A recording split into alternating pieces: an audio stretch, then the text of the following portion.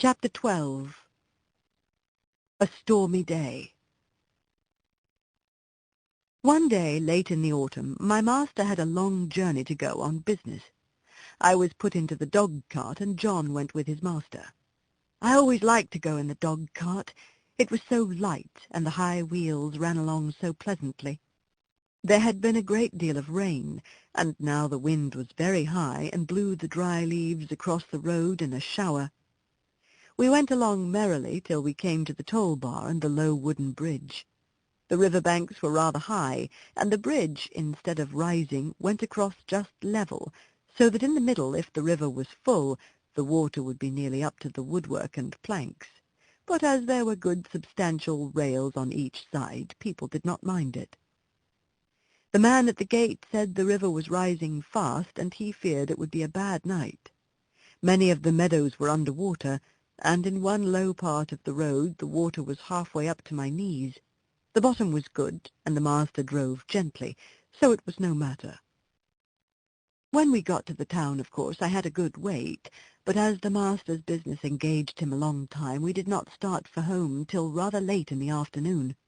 The wind was then much higher, and I heard the master say to John he had never been out in such a storm, and so I thought, as we went along the skirts of a wood where the great branches were swaying about like twigs, and the rushing sound was terrible. "I wish we were well out of this wood," said my master. "Yes, sir," said John. "It would be rather awkward if one of those branches came down upon us." The words were scarcely out of his mouth when there was a groan and a crack and a splitting sound, and tearing, crashing down amongst the other trees came an oak, torn up by the roots, and it fell right across the road just before us. I will never say I was not frightened, for I was. I stopped still, and I believe I trembled. Of course I did not turn around or run away. I was not brought up to that. John jumped out and was in a moment at my head. "That was a very near touch," said my master. "What's to be done now?" "Well, sir, we can't drive over that tree, nor yet round it. There will be nothing for it but to go back to the 4 crossways, and that will be a good 6 miles before we get round to the wooden bridge again. It will make us late, but the horse is fresh." So back we went and round by the crossroads, but by the time we got to the bridge it was very nearly dark. We could just see that the water was over the middle of it, but as that happened sometimes when the floods were out, master did not stop.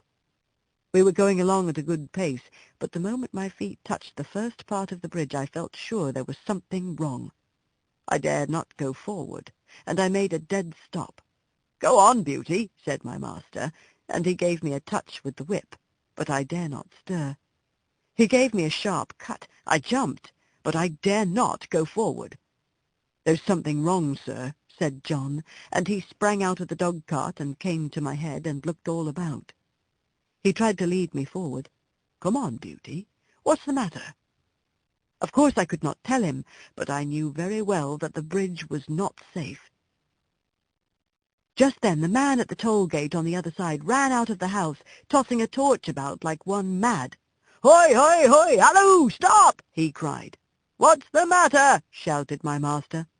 "The bridge is broken in the middle, and part of it is carried away. If you come on, you'll be into the river." "Thank God," said my master.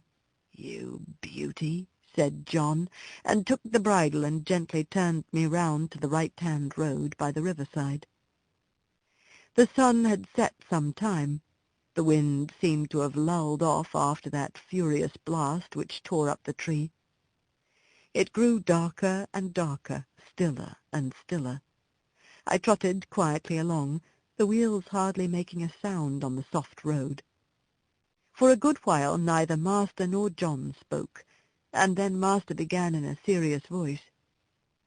I could not understand much of what they said, but I found they thought if I had gone on as the master wanted me, most likely the bridge would have given way under us, and horse, chaise, master, and man would have fallen into the river, and as the current was flowing very strongly, and there was no light and no help at hand, it was more than likely we should all have been drowned. Master said God had given men reason by which they could find out things for themselves, but he had given animals knowledge which did not depend on reason, and which was much more prompt and perfect in its way, and by which they had often saved the lives of men. John had many stories to tell of dogs and horses and the wonderful things they had done. He thought people did not value their animals half enough, nor make friends of them as they ought to do. I'm sure he makes friends of them if ever a man did. At last we came to the park gates and found the gardener looking out for us. He said that Mistress had been in a dreadful way ever since dark, fearing some accident had happened, and that she had sent James off on Justice, the roan cob, towards the wooden bridge to make inquiry after us. We saw a light at the hall door and at the upper windows, and as we came up, Mistress ran out, saying, "Are you really safe, my dear? Oh, I have been so anxious, fancying all sorts of things. Have you had no accident?" "No, my dear. But if your Black Beauty had not been wiser than we were, we should all have been carried down the river at the wooden bridge." I heard no more as they went into the house, and John took me to the stable. Oh, what a good supper he gave me that night! A good bran mash and some crushed beans with my oats, and such a thick bed of straw, and I was glad of it, for I was tired.